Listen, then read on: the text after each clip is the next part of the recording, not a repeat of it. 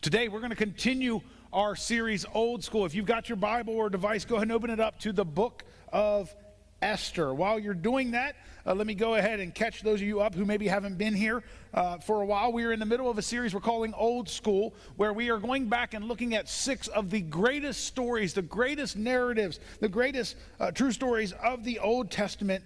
And since it was old school, we went back into the archives of children's church history, where my teachers used something called a flannel graph to teach you. This was before we had videos and TVs and all of those kinds of things in our rooms, and it was modern. This was modern back in the old school. And you got excited when this board showed up in class. So I'm going to take us through the Book of Esther today. It's a fascinating story about how God used Esther to save an entire nation of Israel. And it's really got 2 stories kind of running parallel, and then they kind of intersect. But let's see what God is going to teach us. So let me get started. Okay, here's the deal. This story takes place about 460 BC. This was after the Babylonian Empire fell to the Medes and Persians, and we are introduced to this guy by the name of King Xerxes, and this is his name. He is the king. He's been the king of Persia for about 3 years when this story starts. What happens, King Xerxes throws this elaborate party for 180 days. You think people know how to throw parties today? 6 months, they are party. They are getting after it. They are feasting. They are having a great time. And this was all simply designed to show how awesome King Xerxes was. 180 days, right? I know some of you celebrate your birthday month, but 180 days. He does this. At the end of the 180 days, he brings in, well, he doesn't bring in. He calls for his wife, the queen, Vashti. Now, I don't even have a thing for her because she's not going to stick around real long, and I'll tell you why. All right. He's throwing a party, and at the same time, she's throwing a party for the women. And they're both having a great time, and he calls for her because, and this is absolutely biblical, you can read it in Esther 1, she was hot. It says she was good to look. That's what it says. It's the Bible, okay? She was a smoke show. And so he calls her and he wants to bring her in. It says when he was high on the spirits of wine, right? Direct quote from Esther 1, he wants to bring her in and show her off. Apparently, she was described as beauty and lovely. This is a great time for you husbands to go, that's you. Okay, right? Okay. All right. He wants to show her off as eye candy to make him look good. Right, guys, let's be honest. When your wife looks good, don't you want to kind of show her off? Just a little bit? You better nod. Vashti refuses to come. She goes, no, I'm not coming to the party. And listen, you don't refuse the king at all. This made the king mad, furious even. And since this was a male-dominant society, it was going to send a terrible message to the other wives if she didn't face some sort of punishment or correction. That's a whole story for another day. But the long story short is Vashti was then banished from ever stepping foot in front of the king again, and her royal position as queen was taken from her.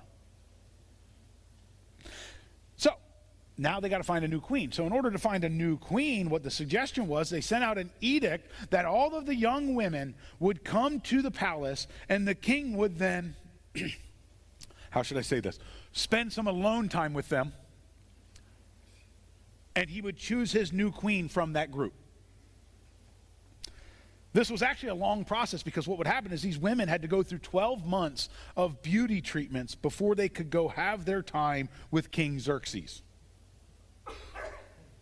Esther was one of these women. So this is where we are introduced to Esther in chapter 2. Esther was introduced. Here's what it says in Esther 2, verse 8. When the king's order and edict had been proclaimed, many young women were brought to the citadel of Susa and put under the care of Haggai. Esther also was taken to the king's palace and entrusted to Haggai, who had charge of the harem. She pleased him and won his favor. Immediately, he provided her with her beauty treatments and special food. He assigned her to 7 female attendants selected from the king's palace and moved her and her attendants into the best place in the harem. I want you to see this. This is the beginning of the story. Esther had not revealed her nationality and family background because Mordecai had forbidden her to do so. Every day, Mordecai walked back and forth near the courtyard of the harem to find out how Esther was and what was happening to her. Now, most of us know the entire story, but for a moment, let's just kind of gather the info we can get from this point in the story. First, we know Vashti was banished and a new queen was going to be crowned. Esther was among the beautiful young women taken to the palace. Esther was actually Jewish, a part of the captive nation in the Persian Empire. But because Mordecai, who was her guardian, and he was actually her cousin after the tragic death of her parents, he told her not to reveal her ethnicity. Now, this plays huge in the story, but I'll be honest with you, if we go back and read this as a narrative, we don't know why Mordecai did that specifically. It's logical that if they had found out she was Jewish, maybe that she would have been eliminated from contention as possible queen right away. That could be really the only reason I can think of that this would happen. But what we do know is, if we get a little further into the story, is that Esther was actually favored by everybody she came in contact with. And when it was her time to go to King Xerxes, he put her at the top of the list and put the royal crown on her head, declaring her queen. So this is kind of the setup that we need to know getting into the story of Esther. When he did that, after all of this had happened, Esther became queen and he threw another party. This was in year 7 of his reign. This all started in year 3. So this was in year 7. Now, I want to step out of the story really quickly because there is a principle here that we need to understand, that we need to grasp in this process. And it popped out to me as I read Esther this week, that we don't often think about, okay? Because we know the whole story, and we do this a lot with the Bible. We know the whole story. We know that Esther used her position as queen to save the Jewish people from the evil plot of Haman, who we're going to get to later. But at this point in the story, if we just read to Esther 2, there is no plot yet to kill the Jews. Everything is pretty standard, but this move of Esther becoming queen is what we see as a move by God before the moment she has to act is called for. And it hit me. We often don't see God move because it happens before we need it. I began to think about all the times in my life where God moved pieces in my life years before I would ever need them. How often have I asked in a situation in my life, God, where are you? Just to find out that maybe he had put things in order before it even became an issue in my life. It's like God's playing chess while I'm playing checkers. Actually, the analogy would be more like God's playing chess while I'm playing chutes and ladders. Think about it. God did all of this, and he put Esther in place before this issue with the Jews even became an issue.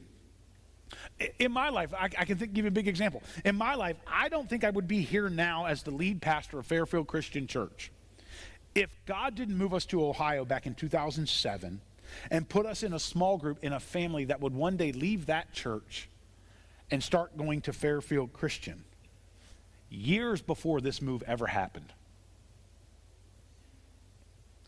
I think about the baptism we celebrated last week with Natalie, how it was a friend who used to do drugs with her. Then God got a hold of that friend and began to change their life and turn their life around. And that friend wound up at Fairfield. And then when Natalie was looking, when she got to a point of desperation, was looking for a church, this is all part of what she told me, that was the friend who used a drug, that was the friend that invited her to Fairfield.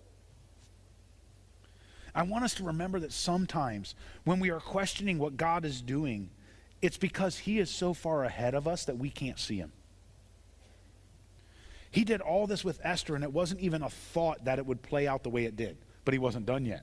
Let's introduce Mordecai to the story. So here is Mordecai. Now, like I said, Mordecai was not Esther's dad. Her parents tragically died. He was her guardian. He was related. We think he was a cousin. And Mordecai had been at the palace gate, kind of hanging out, trying to make sure Esther was okay, watching over. And this is what happens in verse 21 of chapter 2. During the time Mordecai was sitting at the king's gate, Bigthana and Teresh, great family names if you're looking for them, two of the king's officers who guarded the doorway, became angry and conspired to assassinate King Xerxes. But Mordecai found out about the plot and told Queen Esther, who in turn reported it to the king, giving credit to Mordecai. And when the report was investigated and found to be true, the two officials were impaled on poles. This is going to be a big part of the story, by the way. Impaled on poles. All this was recorded in the book of the annals in the presence of the king. There's a setup here that I want to point out.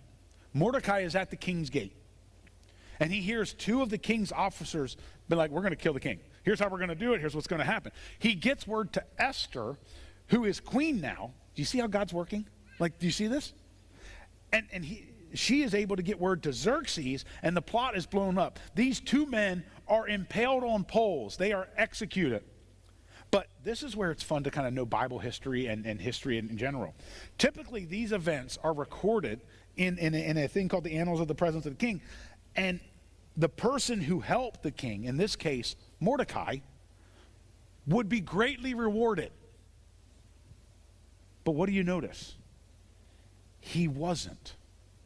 He wasn't rewarded at all, which is going to come into play later. The next verse is chapter 3, verse 1, and the scene changes completely, and we meet the next main character in the story. This dude, Haman. Hey, man. Verse 1, after these events, King Xerxes honored Haman, son of Hammedatha, the Agagite, elevating him and giving him a seat of honor higher than that of all the other nobles. All the royal officers, all the royal officials at the king's gate knelt down and paid honor to Haman, for the king had commanded this concerning him. But Mordecai would not kneel down or pay him honor. Now, we're not given the reason for Haman's elevation as the highest noble in the kingdom, basically becoming the right-handed man of Xerxes, the king. And Haman really liked that. He really liked the position of honor. And everyone was told to bow down to Haman, but Mordecai didn't bow. Likely because of his Jewish faith, or maybe not, but Mordecai didn't bow down, and this infuriated Haman. If you go down a couple verses in Esther chapter 3, here's what it says. When Haman saw that Mordecai would not kneel down or pay him honor, he was enraged. Yet, having learned who Mordecai's people were, he scorned the idea of killing only Mordecai.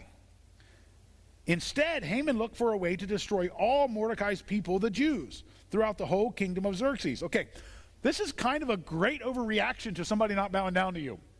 But this is a pivotal moment in the story. It's the reason that Esther has to step in. Haman was so furious that Mordecai would not bow to him that he didn't just want to destroy Mordecai. I want you to he wanted to destroy the entire nation of Israel. He wanted to get rid of every Jew. He goes, I don't even want to wipe Mordecai off the face of the earth. I want to wipe his cousins and his sisters and everybody. I want to kill them all. He wanted to send a message. And I'm not sure if this was motivated solely by hate or by pride or by his own ego, but since he was the highest noble and had the ear of the king, he could make this happen. So what we see is Haman goes to the king. And this is what he says in verse 8. Then Haman said to King Xerxes, there is a certain people dispersed among the peoples in all the provinces of your kingdom who keep themselves separate, all because Mordecai doesn't bow. Their customs are different from those of all other people, and they do not obey the king's laws. It is not in the king's best interest to tolerate them. If it pleases the king, let a decree be issued to destroy them, and I will give 10,000 talents of silver to the king's administrators for the royal treasury. First of all, he couldn't have paid that amount of money. Haman uses a little bit of truth, a lot of stretching the truth, some flattery, and some bribery to get the king on his side. I want you to see this. This is amazing. Remember, the king still has no clue that Esther is Jewish. Doesn't know the relationship between Mordecai and Esther. King Xerxes seems to be easily persuaded in his kingdom when it comes to throwing his power and weight around. So he takes off his signet ring and he hands it to Haman. Now this is like, I don't know if today we would call this the auto pen. in our culture. So you're like, don't go there, Scott. I know. Listen. But he hands it to him, and basically anything that Haman did and sealed it with the signet ring became a decree with the power of the throne behind it. Timeline-wise, this is year 12 of King Xerxes' reign, and what happened was, I don't have time to read it, they cast lots during the first month of that year to see when all of this was going to happen. And the lot landed on the 12th month of the calendar, the month of Adar. And if you're familiar with Jewish history, this actually ends up being what they now call the festival of Purim. That's what this is about, this story. But we have to keep going. So word is sent out to all the area, and it's a day declared that the Jews can be murdered. They can be destroyed. People are allowed to kill Jews. In fact, it was set as a law that they were to kill as many Jews as they could on that one day without any penalty from the king, like the purge. Mordecai hears this, and he goes to the king's gate. He's tearing his clothes. He's putting on sackcloth and ashes, and he's walking around the square as a sign of mourning. And he walks through the city, and when he gets to the gate, Esther hears about this. And the first thing she does is she sends clothes to Mordecai. But Mordecai refuses it. So she sends one of the king's eunuchs, Hathach, to find out what is troubling Mordecai. Obviously, she has not heard this decree. Hathach talks to Mordecai, find out what's going on. He finds out what's up, and he comes back to Esther. Here's what it says in chapter 4. When Esther's words were reported to Mordecai, he sent back this answer. Do not think that because you are in the king's house, you alone of all the Jews will escape. For if you remain silent at the time, relief and deliverance for the Jews will arise from another place, but you and your father's family will perish. And who knows but that you have come to your royal position, and this is the passage that most people know in Esther, for such a time as this. This is the famous part of the story. Preachers use this part of the story of Esther to challenge people that they are put in the position that they are in right now for such a time as this. And that's absolutely true. God has you in a position in your life that, just like Esther, he has designed for a purpose.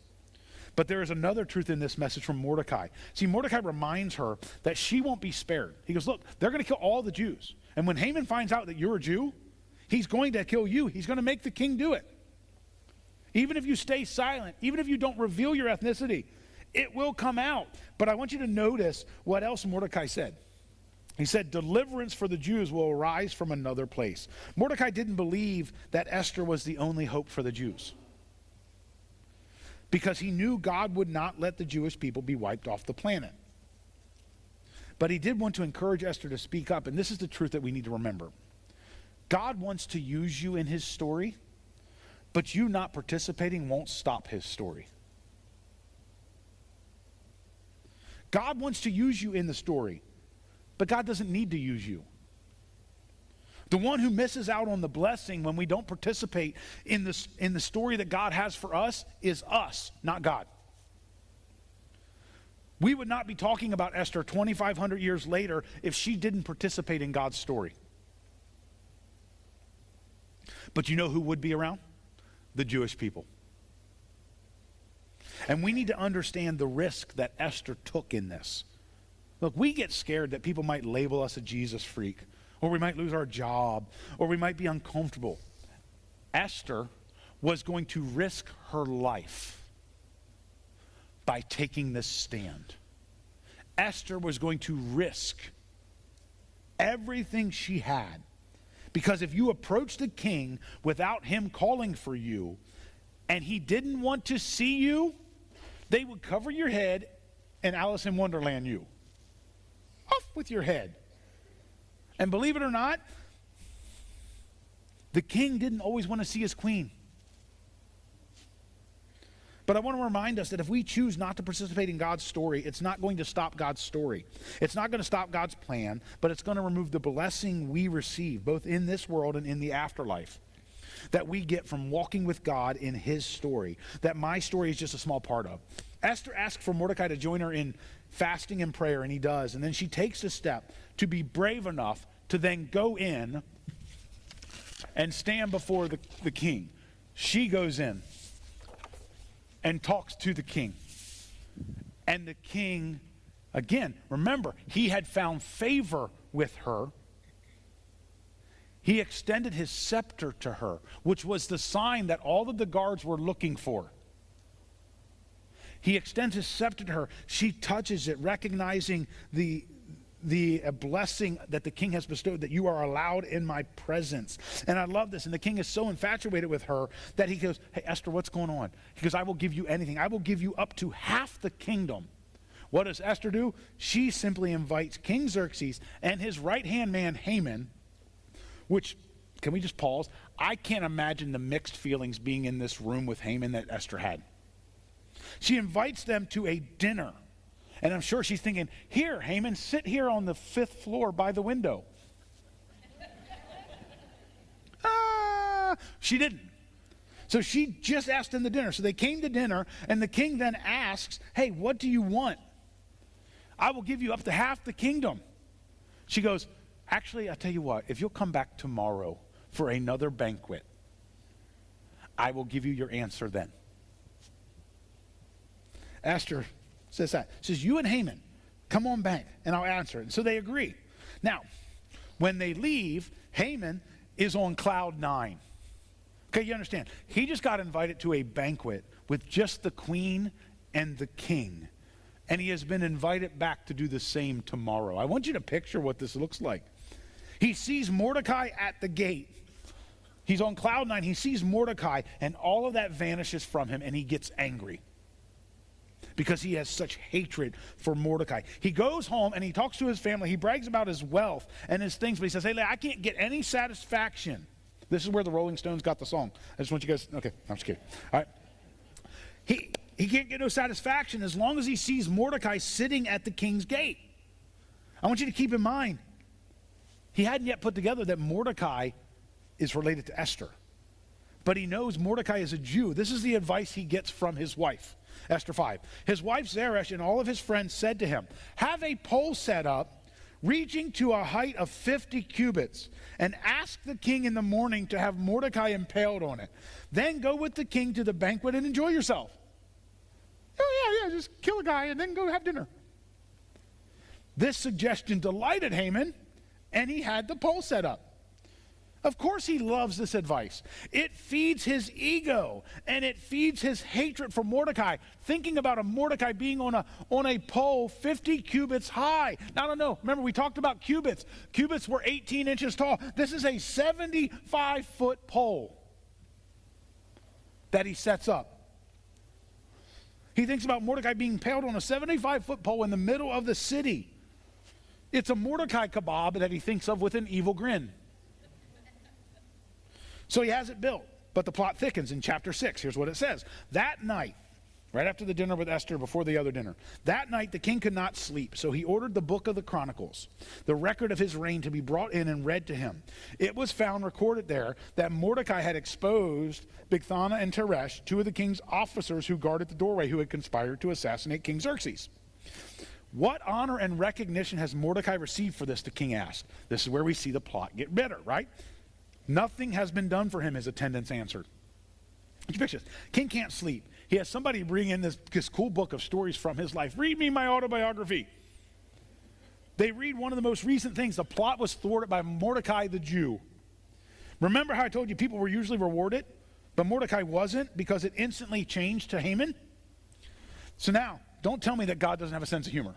I absolutely love this. The very next moment, as you read all this, if you're reading it in 6 and 7 of Esther, Haman is in the courtyard getting ready to come in and talk to the king about, hey, do you mind if I stab Mordecai and put him up in the city? He is on cloud 9. I'm going to kill Mordecai. This is going to be awesome. He walks in, and the king looks at Mordecai, and he goes, hey, here, let me switch the story. He goes, hey, Mordecai, I got a question for you. Yeah, what's up? He goes, what would you do for somebody that you wanted to bring great honor to? And Haman's like, he's talking about me. He wants to honor me. And he goes, well, king, here's what I would do. I would put them in your clothes, the royal robe, and then I would put them on your horse. And then I would put the king's crown on their head. And I would have somebody parade them around town. I would have one of the nobles parade them around town and go, this is what the king does for people he wants to give honor. Why did Haman say that? Because he thought it was him. The king looks at me and goes, great, go do that for Mordecai. What? Mordecai who? No, go do that for Mordecai. Haman does because he has to obey the king. But I just want to imagine his face. Okay, I didn't get the horse or anything like that. But he has to tuck his tail after doing this, walking around the city. Mordecai sitting on the king's horse in the king's robe with the king's crest on his head. And Haman has to say, this is what they do for the person that the king wants to honor. This is what they do. They probably walked past the pole. Then Haman has to tuck tail and go back home, and he tells his family, this is what happens. This happens, and this is amazing. I don't read this part, but you got to go look at it. This is why you got to read your Bible. This happens, and his wife goes, oh, Mordecai's a Jew? Yeah, you can't win. Thanks, honey. I appreciate that. She's like, you can't win. He's a Jew. You can't win God, right? Interesting. Then this all happens between the first dinner and the second dinner. Pick up the dinner. So the king and Haman went to the Queen Esther's banquet, and as they were drinking wine on the second day, the king asked again, Queen Esther, what is your petition? It will be given you. What is your request? Even up to half the kingdom, it will be granted. The king is so infatuated and so in love with Esther that he's like, I will split the kingdom in half, 50-50, and we'll share it. What do you want? Then the Queen Esther answers, if I have found favor with you, your majesty, I'm telling you, if my wife said that to me, I'd probably give her anything she wanted. And if it pleases you, grant me my life. This is my petition. And spare my people. This is my request. Right there, she reveals who she is. For I and my people have been sold to be destroyed, killed, and annihilated. If we had merely been sold as male and female slaves, I would have kept quiet, because no such distress would justify disturbing the king. King Xerxes asked Queen Esther, who is he? Where is he? The man who dared to do such a thing. Remember, there was only 3 people at dinner. Esther says, an adversary and an enemy, this vile Haman. Then Haman was terrified before the king and the queen. Okay, so I want to paint this picture for you.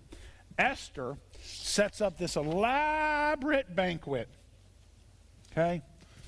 Mordecai's not around. He's over here hanging out. All right. Esther sets up this banquet. And she invites the king to this banquet. And apparently the king can't look at her. She's so pretty. All right? And she invites Haman. And the king goes, anything you want, I will give you everything, half the kingdom. She goes, all I want you to do is save my people. Hey, king, I'm Jewish. And my people, there is an edict out that everybody's going to be able to kill the Jews later this year. The king goes, who dares destroy my queen?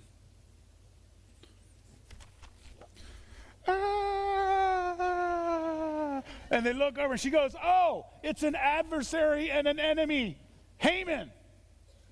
The king gets so furious, he leaves the room.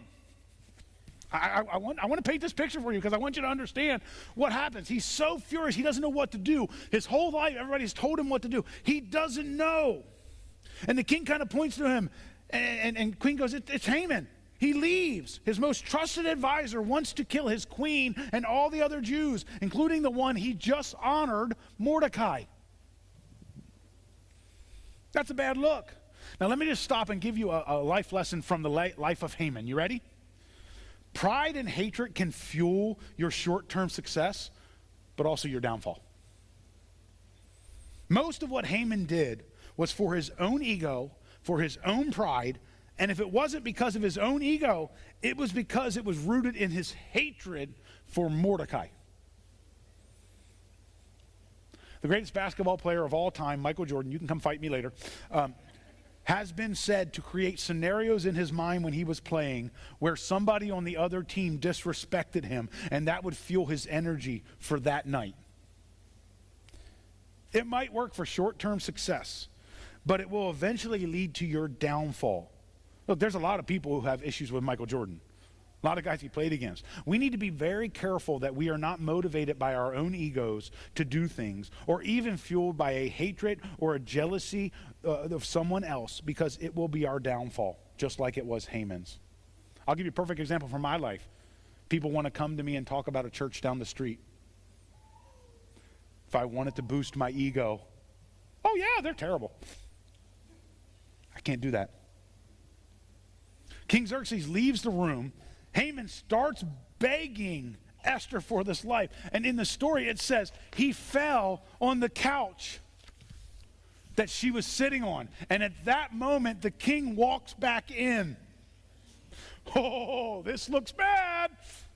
The king looks at it, he goes, wait, you want to kill her, but that's not enough. You're going to molest her. That's what he says. And at that point, the guards cover his face. And then one of the guards says, hey, there's a pole right outside Mordecai's house. And the king goes, do it. And they take Haman. And I don't know how they got him on a 75-foot pole. I don't know if it was like a onesie, twosie thing, or if they put him down or whatever. But they took Haman and then they, impale him on the pole he set up for Mordecai. Then the king proceeds to give all of Haman's estate to Esther, who then brings Mordecai in and explains the relationship. Esther assigns Mordecai to oversee Haman's estate, kind of ironic, and the king takes the signet ring that he had taken back from Haman and he gives it to Mordecai. But there's still a problem. The king's decree that Haman sent out with his ring to destroy the Jews is still in play, and there is no way for the king to rescind it. The king cannot go backseas. He can't go, oopsie. It's going to happen on the 13th day of the 12th month in the 12th year of his reign, and it's coming. But check out what happens in verse 7 of chapter 8. King Xerxes replied to Queen Esther and to Mordecai the Jew, because Haman attacked the Jews, I have given his estate to Esther, and they have impaled him on a pole he set up. Now write another decree in the king's name in behalf of the Jews as it seems best to you, and seal it with the king's signet ring. For no document written in the king's name and sealed with his ring can be revoked. The king then gives Mordecai permission. He goes, hey, look, take my ring. Think about what needs to happen to help the Jews. Write it. Now this is big because this is the king of Persia, and the Jews are in Babylon captivity. They're in captivity. He says, hey, write a new edict that will do whatever you think is necessary to help the Jews out. And then seal it with my ring and send it out. Mordecai sends out a decree, and here's what it is. It gives the Jews the right to assemble to protect themselves against anyone who tries to harm them or kill them on the 13th day of the 12th month of the 12th year. It actually becomes a day of celebrating because the Jews knew they would not be defeated. In fact, I mentioned it earlier, this is the reason for the festival of Purim, the party. And what happens at the festival of Purim is that they read the story of Esther and they actually boo Haman. And what happens is if you read the rest of Esther, people did try to kill the Jews, but the Jews that day got to assemble and armor up and man up, and they slaughtered people. In fact, Esther then asked the king, hey, can we have one more day where we get to exact revenge? And the king's like, you're hot, sure, why not? So the next day, the 14th day, they got to go out and they killed thousands more. They kept killing their enemies, including the 10 sons of Haman. And guess what happened to them? They were all impaled on a pole, just like their dear old dad.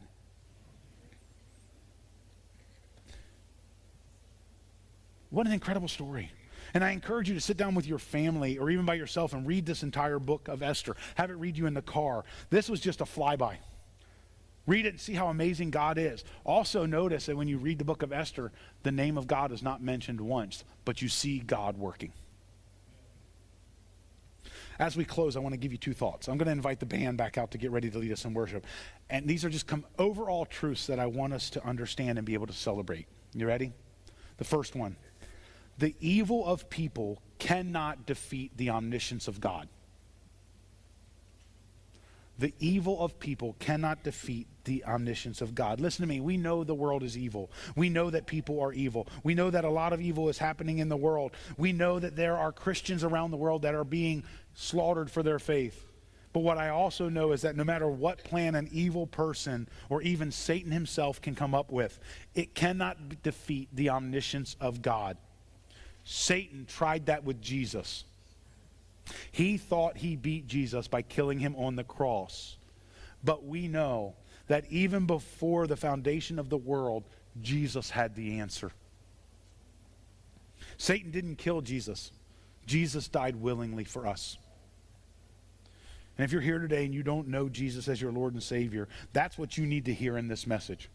That Jesus came to this earth, he lived a sinless life so that he could go to the cross and pay the penalty for your sin and mine, giving us an opportunity to accept the free gift of salvation through his blood, and that he could bring us back into relationship with him.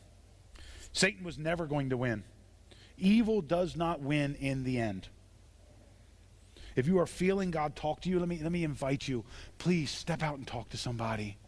You can come down the corner, see an elder, you can come down front. It can be during the last song, it could be right now, it could be even after the service. We would love to talk to you about Jesus. Don't leave here without getting your questions answered. Today, you might be on the other side and you just feel like evil is attacking you in your life. Scott, I know who God is, but man, it feels like I'm being attacked on all sides by evil. Listen to me. When God starts to work in your life, don't be surprised if evil does too. But if we learned anything in the story of Esther, let me encourage you with this and we'll close. When you don't see a way out, trust that God is already ahead of you. God does not leave his people. He doesn't promise easy, but he promises that you will never be alone. That's why I can stand up here with a life that isn't near perfect and tell you that there is no one else worthy of our praise than Jesus. Because I know that no matter what I am facing in my life, greater is he that is in me than he that is in the world. Church, pray with me.